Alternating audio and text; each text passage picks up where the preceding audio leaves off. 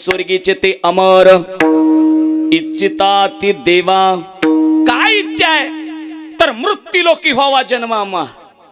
अरे आम्हाला फुकट जन्म मिळाला पण त्याची किंमत कळाली नाही। रस्त्यानं जाणारा एक भिकारी आहे, रोज दुसऱ्याच्या दारात भीक मागावी, रोज दिलं तर खावं पोटाला। पण एक दिवशी त्याच्या दारात भीक मागणारा भिकारी रोज सकाळी झोपेतून उठावं, अंगावरती फाटकी कपडे परिधान करावी, पायामध्ये तुटलेल्या चपल्या घालाव्या आणि रोज दुसऱ्याच्या दारात जावं। एखाद्यानं दिलं तर खावं, नाही दिलं तर तसंच पुढे जावं।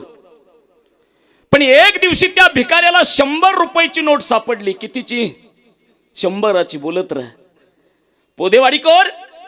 और रुपया आटाना 10 रुपयाची नोट घेणारा भिकारी 100 रुपये सापडल्यावरती किती आनंद बाबा झाला असेल।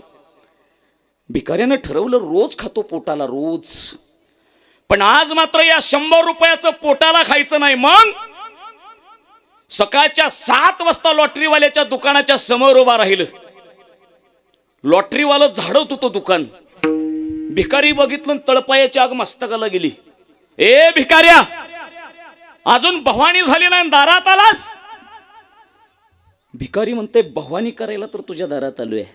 लक्ष द्या, 100 रुपये दिला आणि 25 लाखाचं तिकीट घेतलं लॉटरीचं। कुणी बाबा? भिकाऱ्यानं। आता बोलत राहायचं सर्वांनी। 100 रुपयाचं तिकीट घेतलं, 25 लाखाच्या लॉटरीचं 100 रुपयाचं तिकीट। कर्मधर्म संयोगानं भिकाऱ्याला 4 दिवसानंतर सोडत झाली आणि 25 लाखाची लॉटरी भिकाऱ्याला लागली। अरे अंगावरती फाटलेली कपडे, पायामध्ये तुटलेले ज्वार, रोज दुसऱ्याच्या दारात मागावं तो भिकारी आज लखपती झालेला आहे।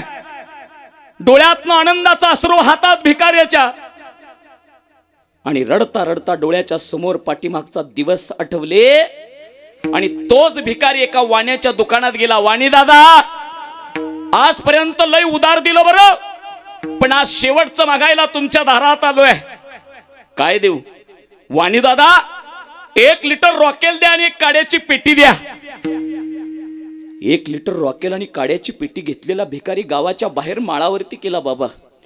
अंगावरची सगळी फाटलेली कपडे काढली, ढीग मांडला, तुटलेल्या चपल्या काढल्या, ढिगावरती ठेवल्या, रॉकेल वतलं त्याच्यावरती 1 लिटराचं, आणि भिकारी त्या ढिगाऱ्याला बोलतो, दादा अरे आयुष्यभर तुझ्यामुळे अवहेलना सहन करावी लागली। ज्याच्या दारात गेलो त्यानं भिकारी म्हटलं, पण आजपासून तुझा आणि माझा संबंध संपला।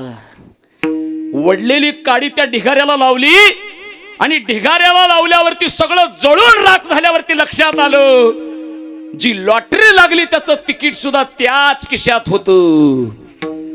पोंदेवाडीकर, अरे 3.5 हाताच्या देहाची लॉटरी देवानं तुम्हा आम्हाला दिली, पण आम्ही फक्त आणि फक्त प्रपंचाच्या वतनासाठी जळून घालवली।